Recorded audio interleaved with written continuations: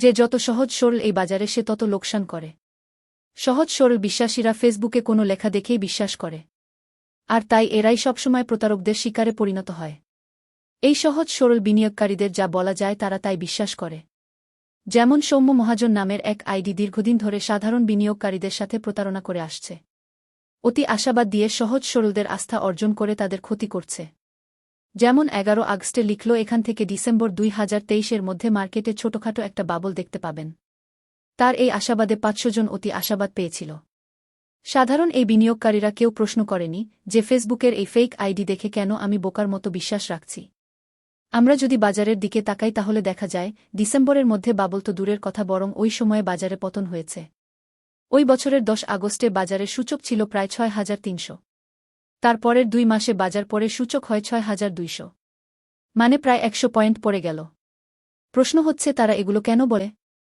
উত্তর হচ্ছে আপনাদের টাকা আটকানো। আপনারা যদি বিক্রি করেন তাহলে আপনাদের টাকা আটকানো যাবে না। আটকানো না গেলে বাজারকে ড্রাই করা যাবে না। ড্রাই করা গেলে তবেই না শেয়ার ম্যানিপুলেশন সহজ হয়। প্রতারক সৌম্য মহাজন বহুদিন ধরেই এমন অতি আশাবাদ দিয়ে থাকে। সেই আশাবাদে লোভী সহজ সরল বিনিয়োগকারীরা লোভ পায়।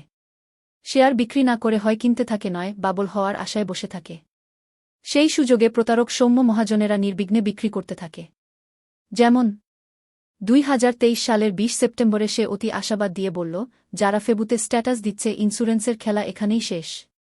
তারপর যখন তারা দেখবে তার এই স্ট্যাটাসের পরে ইন্স্যুরেন্স 3 গুণ 4 গুণ হয়ে গেছে, তখন তাদের ফেবুতে স্ট্যাটাসা কি হবে? মাত্র তার কয়েকদিন আগেই সে লিখেছিল সেই দিনটা খুব কাছাকাছি যেদিন 25টির উপরে ইন্স্যুরেন্স একদিনে হ্যাং হবে। 5 অক্টোবরে লিখল, ইন্স্যুরেন্স ঘুরে দাঁড়াবার সময় হয়ে আসছে। আরও লিখল 60% ইন্স্যুরেন্স এই সিগন্যালে আছে, 31 ডিসেম্বর পর্যন্ত থাকুন এবং এনজয়। 20 সেপ্টেম্বরে সে অতি আশাবাদ দিয়ে বলল 3 গুণ 4 গুণ হবে, আর আমরা দেখলাম সেই 20 সেপ্টেম্বর থেকেই ইন্স্যুরেন্সের পতন শুরু হল। সে পতন সাধারণ কোনো পতন নয়, সেটা ছিল ভয়াবহ পতন। ইন্স্যুরেন্সের সেদিন সূচক ছিল 55। মাত্র 8 মাসের ব্যবধানে সেই সূচক নেমে এল 42-এ। 3 গুণ 4 গুণ হয়নি, বরং অনেক ইন্স্যুরেন্স হয়েছে অর্ধেক। একটি দিনও আসেনি যেদিন অনেক ইন্স্যুরেন্স হ্যাং করেছিল। ইন্স্যুরেন্স ঘুরে দাঁড়ায়নি, বরং আরও পতন হয়েছে। সে কিন্তু থেমে নেই। তার অতি আশাবাদ চলতেই থাকে। এই বছরের ফেব্রুয়ারিতে আশাবাদ দিয়ে বলল কোনো ইন্স্যুরেন্স 100 টাকার নিচে থাকবে না। আমরা দেখলাম 2010 পরবর্তী ভয়াবহ পতন হল ওই ফেব্রুয়ারি থেকে। সম্পূর্ণ বললে চাপ নিতে পারবেন না। তার এই কথার তুবড়িতে সহজ সরলেরা আবার আশাবাদ পেল।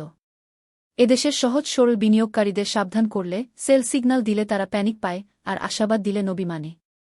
সেই আশাবাদ পেয়ে না বিক্রি করে 10% লোকসাকে 50% লোকসানে পরিণত করে শুধুমাত্র এইসব প্রতারকদের জন্য। ফেব্রুয়ারিতে বলেছিল কোনো ইন্স্যুরেন্স 100 টাকার নিচে থাকবে না। 6 মাস পরে এসে দেখি বেশিরভাগ ইন্স্যুরেন্স 50 টাকার নিচে।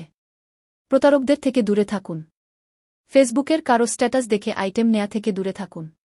মনে রাখবেন এই বাজারে আপনি একজন সালমান এফ রহমানদের মতো বৃহৎ বিনিয়োগকারীদের সাথে কম্পিটিশন করছেন। সেখানে ফেসবুকে কেউ এসে আপনাকে আইটেম দিবে আর আপনি তা দিয়ে টাকার গুদামঘর বানাবেন, এমন যদি বিশ্বাস থাকে তবে জানবেন আপনার এই জীবনে আপনি এই বাজার থেকে লাভ করতে পারবেন না।